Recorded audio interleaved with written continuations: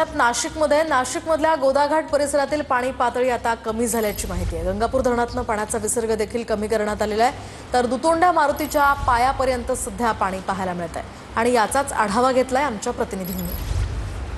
गंगापूर धरणाच्या पाणलोट क्षेत्रात सुरू असलेल्या संततधार पावसामुळे नाशिकच्या गोदावरी नदीला पूर आला होता। मात्र आता हा पूर जो आहे तो ओसरल्याचं चित्र आपल्याला या ठिकाणी बघायला मिळत आहे। मी सध्या नाशिकच्या रामकुंड परिसरामध्ये आहे।